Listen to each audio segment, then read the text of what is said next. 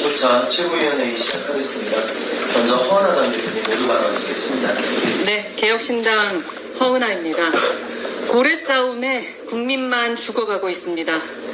오늘 국회에는 1인당 25만 원씩 나눠주자는 민생회복지원법이 본회의에 상정될 예정입니다. 돈을 헬리콥터에 실어서 펑펑 뿌려대는 식의 재정 정책은 민생 회복이 아니라 민생 전복을 불러올 것입니다. 경제가 뒤집어 엎어질 판입니다. 국회는 대통령 거부권이 뻔한 사안만 골라 야당 단독으로 통과시키고 대통령은 기다렸다는 듯 거부권을 행사하는 무한 루프 강대강 대치가 반복되고 있습니다. 나라가 그야말로 엉망진창이라는 말이 여기저기서 들립니다. 엊그제 경기도 화성에서는 아파트 한 채를 분양하는데 300만 명이 몰려들었습니다. 수도권 아파트 값이 다시 들썩거립니다. 대학을 졸업하고도 취업 못한 청년들이 역대 최대치에 이릅니다. 자영업자들 폐업률은 역대 최고치에 이르고 대출이자 연체율도 역대 최악의 수치를 보여주고 있습니다.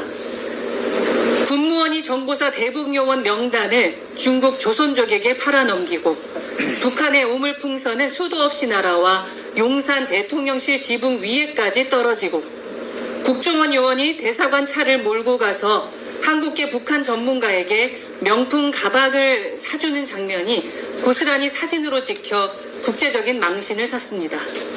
경제, 사회, 국방, 안보 어느 것 하나 제대로 되는 것이 없습니다. 나라는 이렇게 엉망진창인데 대통령은 또 태극기 집회 전문가를 고용노동부 장관 자리에 앉히려 합니다.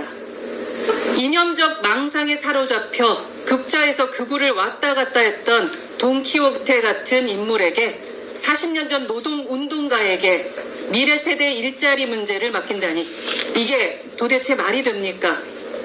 그런 와중에 국회는 지가 뭔데 하면서 서로 말싸움 삿대질이나 하고 있습니다. 누가 더 고집이 세나 보자는 식으로 힘자랑을 계속하고 있습니다. 고래 싸움에 국민만 죽어나고 있습니다. 22대 국회가 임기를 시작하고 지난 60일 동안 국회가 실질적으로 통과시킨 법률은 0건입니다.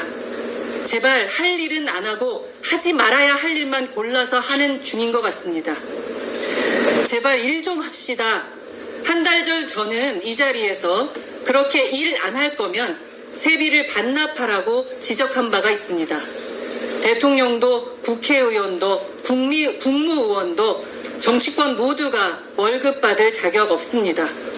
민생은 이렇게 도탄에 빠져 있는데 이번 달 월급이 얼마인지 살펴볼 염치나 있습니까? 위메프 본사의 피해자들이 붙여놓은 항의 문구 가운데 이런 글귀가 있습니다. 신혼부부의 혼수, 자녀들과의 단란한 여행, 소상공인의 꿈 여기 잠들다. 국민의 비명소리가 들리지 않습니까?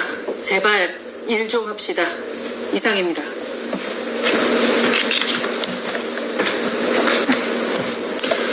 네, 수석 최고위원 이기입니다. 먼저 개혁신당 최고위원회 회의에 참석해주신 기자님들께 진심으로 감사의 말씀드립니다. 이재명이 또 이재명했습니다. 국회 법사위에서 민주당의 주도로 전국민 25만원 지역화폐 지급 법안을 통과시켰습니다. 성남시장 시절부터 이어진 이재명의 숫자 25에 대한 집착은 가히 광적입니다. 청년 배당으로 25만원, 무상교복으로 25만원, 산후조리비 하라고 25만원, 경기도지사 시절엔 재난지원금으로 25만원, 또 청년 기본소득 한다고 25만원. 대체 25만원의 근거가 뭡니까? 사실 따져보면 숫자 25만원엔 아무런 근거가 없습니다. 그저 2,000명 의대 직원을 붙들고 의료 시스템 전반을 초토화시키고 있는 윤석열 대통령의 야당 도전일 뿐입니다. 하루가 멀다 하고 윤석열 정부를 향해서 수치의 근거를 요구하는 이재명 대표가 윤 대통령보다 조금이라도 더 나은 정치인임을 증명하기 위해서는 25만원이라는 지원금 규모에 대한 합리적 근거를 제시해야 마땅합니다. 문제는 이뿐만이 아닙니다. 2014년부터 약 10년간 이어졌던 이재명식 현금 살포, 성남시장, 경기도지사, 민주당 대표의 지휘에서 살포하는 25만원 정책들은 모두 공통점이 있습니다. 바로 적금을 깨서 재원을 마련한다는 겁니다. 성남시 무상정책의 경우 성남의 열악한 본시가지 주거 환경에 쓰일 주거 환경 정비기금 약 1,700억에서 전용하여 그 재원을 마련했고, 경기도 무상정책의 경우 익히 알려진 경기도 내 꼭 필요한 지역개발에 쓰일 지역개발기금에서 돈을 끌어와 재원을 마련했습니다. 이번 법사위에서 통과한 25만원 법안 또한 추경과 국채 발행을 통해서 재원을 마련한다고 합니다. 다시 말해서 집을 사기 위해서 한 땀 한 땀 아껴붓는 청약통장을 해약하고 아껴뒀던 적금을 깨서 그 돈으로 생색을 내는 겁니다. 그 돈은 공짜로 생긴 것이 아닙니다. 법령과 조례에 따라서 매년 거치는 국민의 세금 중 일부를 의무적으로 적립해야 하는 빚입니다. 다시 말해 먼저 써버린 적금은 후대의 국민들에게 징수해야 하는 겁니다. 국민 여러분, 우리 이제 이 환상에서 벗어납시다. 현금지원금 지급 효과는 이미 문재인 정부의 코로나 재난지원금이 증명한 바 있습니다. 물가만 상승하고 국민의 삶에 더 많은 돈이 필요하게 된 것이 그 후과입니다. 지금 민주당이 말하는 것처럼 경제 또는 민생과는 전혀 상관이 없습니다. 문재인 정부가 아니더라도 지난 10년간 이어진 이재명식 현금 살포에도 물가는 하늘 높은 줄 모르고 치솟고 있고 소상공인은 더욱 어려워졌으며 국가의 경제가 휘청거리는 작금의 상황이 현금성 정책의 무쓸모를 증명합니다. 혹시 국가 채무 1,130조 원 시대에 전 국민에 뿌릴 25만원 법안 재원 13조 원쯤 추가 발행한다고 무슨 일이 생기겠냐며 대수롭지 않게 생각하는 분이 있다면 그런 분들이야말로 베네수엘라행 조기 급행 티켓을 끊는 겁니다. 민주당의 25만원 지급법은 유권자의 표와 환심을 사기 위한 매표 행위 그 이상도 이하도 아닙니다. 더 나아가서 국가의 재정을 좀먹는 악성 부채 정책이며 이재명의 대선 사전 정치 작업에 불과하다고 할 수 있겠습니다. 하물며 금투세 도입으로 부자 감세 막겠다며 1조 원 더 걷는 걸 대단한 업적이냐 홍보하는 분들이 25만원 뿌리겠다고 13조 원 재원 증발시키는데 입국탓한 모습은 어떻게 설명할 수 있겠습니까? 많은 말을 기억할 수 없다면 이 말만 기억해 주십시오. 세상에 공짜는 없고 민주당의 생생하는 현금은 여러분들이 낸 세금입니다. 이상입니다.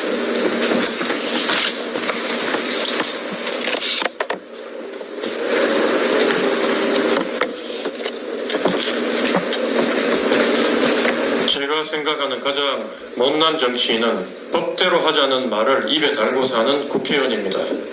세상 모든 일들을 법대로 할 것 같으면 국회는 뭐하러 있는 겁니까? 법대로 세상 일이 다 돌아간다면 국민들이 법원에 가서 모든 일을 다 처리하면 되지, 왜 국회 앞에 와서 천막 치고 피켓 들고 제발 자기 얘기 좀 들어달라고 저렇게 부르짖고 업소하겠습니까? 오죽 정치하는 자들이 못났으면 법전 통해 기계적으로 세상을 바라보고 판단하는 게 직업인 법관들에게 서로를 일러 바치며 자기들 싸움 해결 좀 해달라고 매달리겠습니까?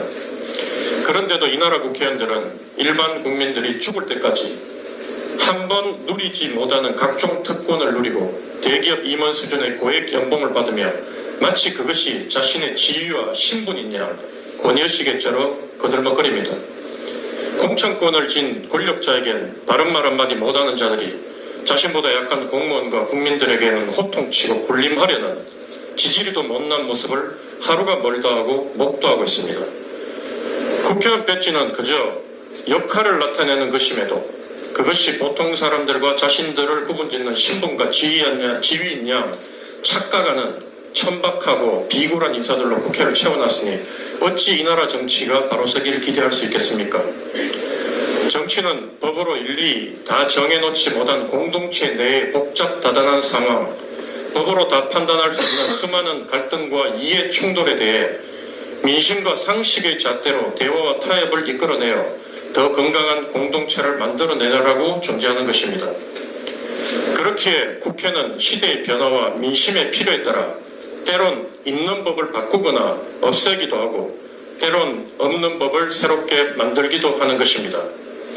입법, 행정, 사법으로 3권이 각각의 독립된 기관으로 나뉘어져 서로 견제와 균형을 이루는 게 민주주의의 작동 원리라지만 그 중에서도 가장 중요한 건 바로 국회로 대변되는 입법기관입니다. 그렇게 한 나라의 정치 수준과 민주주의의 성숙도를 알아보려면 바로 그 나라 국회와 국회의원들 수준을 보면 된다는 말이 있는 것입니다. 내로남불, 후한무치, 양두구육. 하지만 이 나라 국회와 국회의원들의 수준을 설명하는 말들은 하나같이 이렇게 부끄러운 것들 뿐입니다.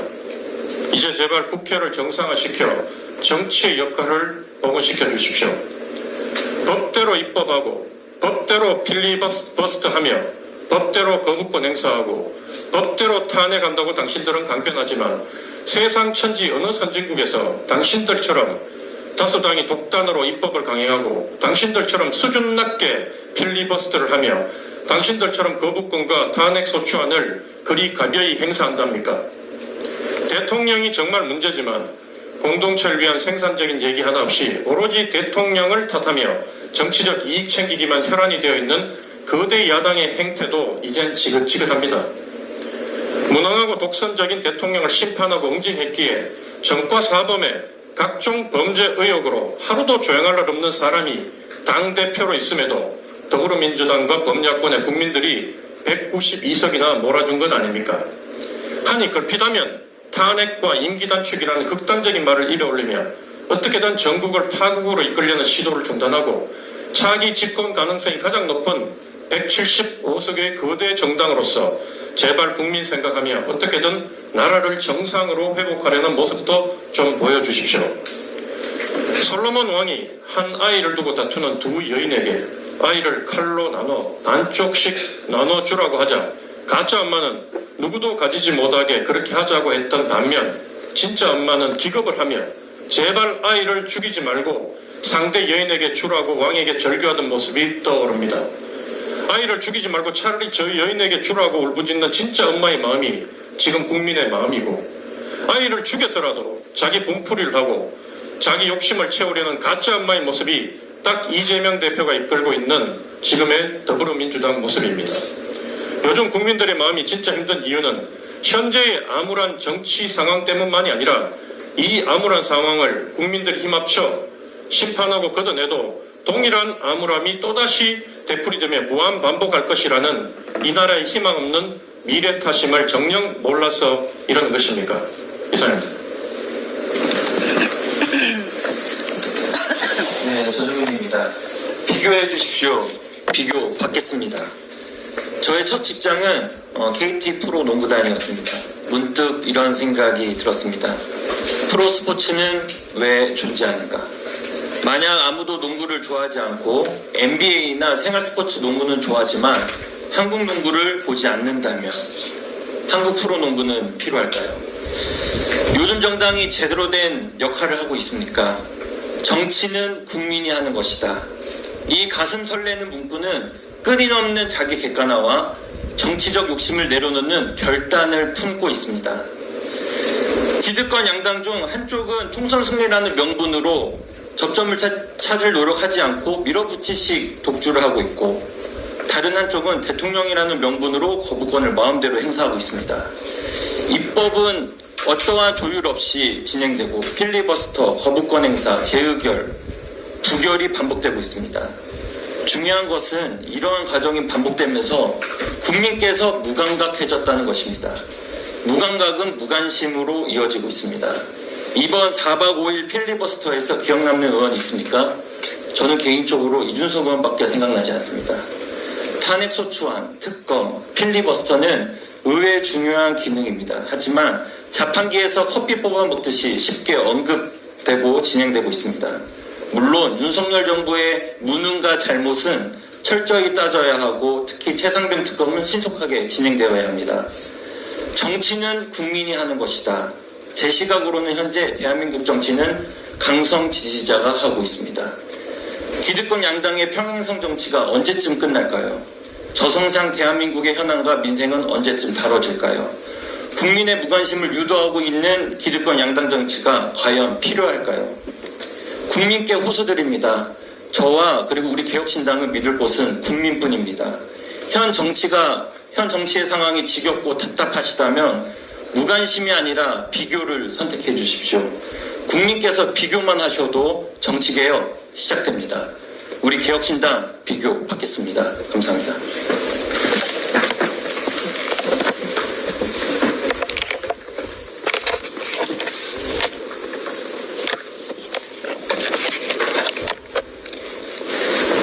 이주영입니다. 이것은 보건복지부의 문제입니까? 정부의 문제입니까? 보건복지부의 문제라면 보건과 복지만 망하겠지만 정부의 문제라면 온 나라가 걱정입니다. 전공의 가을 모집이 종료되었습니다. 알려진 바에 의하면 빅5 병원이 1% 남짓, 이외 지방병원의 전공의 지원자는 전무하다고 합니다. 이번에도 이렇게 될 줄 정말 몰랐습니까? 여전히 낙관적으로 기대와 희망만 가지고 계셨습니까? 전공의가 없을 거라고 하니 정부는 전공의들을 포기하고 전문의와 PA 중심병원을 만들겠다고 합니다. 가진 달걀 다 깨먹고 양계장 짓는 소리 하고 있습니다. 밝은 하늘에서 그냥 떨어지는 줄 아나 봅니다. 심장혈관 흉부외과 전공의가 전국에 이제 12명 남았다고 합니다. 다음 세대의 심장 수술을 누가 할 수 있을지, 그 다음 세대는 또 누가 가르칠 수 있을지 정부는 알고 있습니까? 이것이 비단 심장혈관 흉부외과만의 문제일 것 같습니까? 당장 정부가 급하니 학생들의 배울 권리나 환자들의 좋은 진료 받을 권리는 알 바 아니고 수업을 줄여주고 수련도 날림으로 시험마저 자격 없이도 대충 치게 해주겠다. 이것이 이 정부의 공정이고, 사직하겠다면 사직을 강제로 못하게 하라. 한국 의사가 없다면 외국 의사를 수입하라. 전공의가 없으면 전문의 뽑고 환자는 전세기 띄우면 되는 거 아니냐.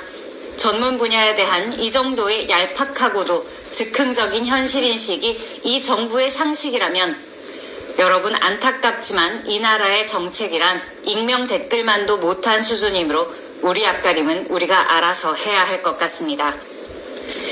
이제 남은 카드는 또 뭡니까?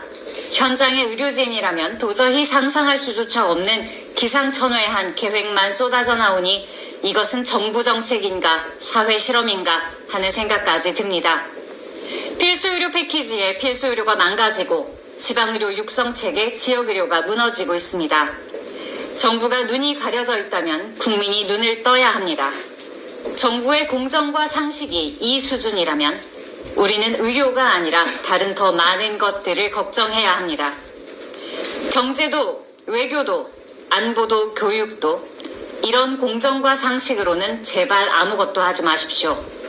더 많은 것들이 불가역적으로 붕괴하기 전에 정부는 모든 실책을 인정하고 먼저 손을 내밀기 바랍니다. 감사합니다.